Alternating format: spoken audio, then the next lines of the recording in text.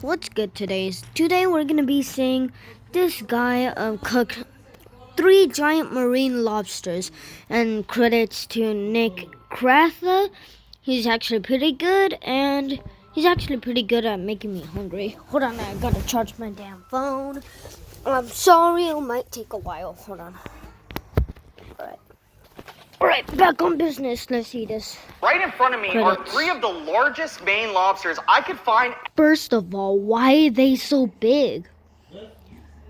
Oh, never mind. Anywhere in Hawaii. The one in my hands is exactly 10 pounds, and then one on either side is about 8 pounds. So it's pretty much me versus 28 pounds of lobster. I'm a believer. Damn. Hold on, I'll come back. Alright, I'm back. Alright, let's do in this. fair fights, and I don't think it's fair if they have all these rubber bands on their claws. So you guys understand what I'm dealing with here. Each of these crabs have a pincher and a crusher claw. When you're looking at the crusher claw, you're going to be able to identify it because it's the much meatier, bigger claw. Look at these two claws. I'll give you a minute. Big, meaty claw. Decide which one is the pincher and which one is the crusher. This is the crusher claw, and you can tell because all along his claw, he has a lot of dull, very hard calluses built up. Yeah, and the crusher claw is more meaty, just like I said last time, if you heard that. And it has enough strength to literally crush a bone, I believe. Whereas with the pincher claw, you can see all these little spiky areas that are mainly used for cutting and dismembering prey. Now you probably can't. Yeah, it's actually sharp enough, I think, to tear skin. I think. If they're sharp enough, I think they can tear skin and muscle. I don't know. You can tell the difference between It's all only three of me, these lobsters, but they actually all have inconsistencies between them. For instance, if you look at this lobster on the right, he's experiencing shell rot. Shell rot is when the lobster is no longer able to molt, and because of that, this lobster's life cycle is more than likely over. Over time, his entire shell will begin to rot, and he will become very uncomfortable. This lobster is really trying to get me right now, and all of their pinchers are sensor activated, so check this out. He's looking at me. He can see that my hand is not in there. If you look at the lobster on the left, this is more than likely the healthiest lobster out of the bunch. He has beautiful color, he's been moving non-stop. There's really no concerns about this thing. I'm confident this lobster could live years in the wild. And the coolest part about the guy in the middle is that he's literally 10 pounds. It's not often that you find a lobster this big. The reason why is because in Maine, they protect lobsters after they get a certain size. So I can almost guarantee all three of these lobsters were caught in Canada. Reason being because Canada does not have the same regulations as Maine. So if you ever find a really big lobster, just know it probably came from Canada. Something else that's very interesting is that for every pound, a lobster is about 7 years old. So this lobster right in my hand is coming in just over 70 years old. Each of these lobsters are 8, so they're 56 just on this table alone. I have 182 years of lobster experience. You might notice I'm never able to fit my seafood in the pots that I cook them in. And it's understandable. These are the size pots that I own. I mean, who is able to fit any kind of lobster in them? Luckily, I've prepared for this exact scenario. I got 3 of the biggest pots I could find. There are over 52 quarts of water able to be held in these things. So I'm assuming I'm going to be able to fit them. If I can't fit my lobsters in these 3 pots, I lose. Okay, that's the challenge. It's on. It's go time right now. Now, the way I plan to deal with these lobsters is from smallest to largest. Something kind of unfortunate that I'm realizing is I think this lobster may have been illegally kept, and I'll explain why. If you come here down... Anyways. Now, I know up in Maine, they notch their lobsters, signifying that it is a breeder. You're not allowed to keep them. This is how they keep the population safe and healthy. Seeing as to how his tail is notched, I think it is actually a breeder, but we're in Hawaii, you know? It's past the point of saving this lobster. At this point, all we can do is enjoy its meat. This is also the one that's starting to experience shell rot, so being put out of his misery might actually kind of help him a little bit. Shell rot does not affect the flavor. Shell rot really just makes it so that lobster is not able to molt. And when it's not able to molt, slowly all of the hinges on him, all the things that make it so that he can move his little elbows and whatnot, he won't be able to move. And this gets so severe to the point where he can't even reach for food, he's not going to be able to crawl, and eventually they kind of just get eaten. We'll make it an even more fair fight. There you go. What I'm doing is finding the bulb of his head right here, put the knife right on the bulb of his head, and then you just go... I feel like I'm going to win this challenge. I don't know what it is. I don't know why. Something tells me I'm going to win this. Now, this lobster is probably my favorite out of the bunch, and the reason why is because he's so lively. Whenever you're storing these in the fridge, you want to make sure you put a damp paper towel over their head so that they're able to keep their gills moist. As long as their gills are moist, they're going to be able to live a lot longer, and all night, this guy was like flopping around in my fridge. I'll show you an example. This paper towel, I'm putting fresh water on it. That's not from pain. What's happening is he feels air because his gills are finally getting a little bit wet, and that's what's giving him the courage to actually move. Come here, let's look at his genitals. You can tell this lobster is a male because it has these two things. If it were a female, it wouldn't have these two things. Looking at his tail, I see there are no notches on it. It's definitely a male, definitely a legal lobster. Right in the bulb of his head, knife on the center.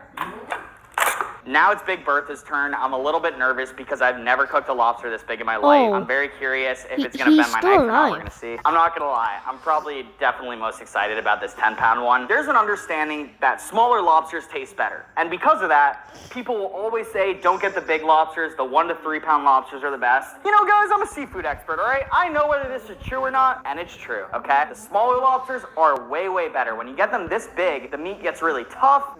Honestly, this is a nightmare to handle. The only reason I'm doing it is for a video, but like if this were just for me, it would be a lot smaller. I imagine being a lobster when you're this big is also super inconvenient because sometimes like his arm will drop and it'll just pull his whole body. Like it's almost like he's not strong enough to control his body. Look at this. That looks so uncomfortable, doesn't it? Thank you, my friend. Fatality. In front of each of these pots is their respective lobsters that will be going inside. If you notice, the big 20-quart pot is going to be responsible for holding the 10-pound lobster. Each of these 16-quart pots will be responsible for holding the 8-pound lobsters. I'm actually so proud of myself, guys. I don't think I've ever been able to successfully fit a lobster in a pot, but I don't know. I have a good feeling about this one. Moment of freaking truth. Is the pot big enough? Yo, just think about it. Imagine this. The size of your body. I don't think you're surviving that. No way. Guys, that has never happened. I have never been able. I'm so excited right now. Fill all your pots with water. Now that your water is at a rolling boil, you're gonna go ahead and put your lobsters into them. Now there's gonna be a little bit of finesse to this, okay? Usually you boil a lobster for 8 minutes and it's 1 pound. Calculations are not so clear when you're cooking a 10-pound lobster. It's almost as if no one's ever done it. The internet says to do 8 minutes for the first pound and then 4 minutes for every pound after that. So with that math, this 10-pound lobster should be about 44 minutes in the boiler. Ow, why would I do that? Each of these smaller lobsters are about 8 pounds. So with that math, it comes out to about 36 minutes being boiled. This is my favorite lobster. He's so colorful, man. I mean, look at this guy. He's just beautiful. Such a vivid orange on his claws. Let's see what color they are when they come out. Oh! No one really knows that lobsters and most crustaceans bleed, but it's not red like you would expect. It's this like gooey, gummy feeling. Look, that's lobster blood right there.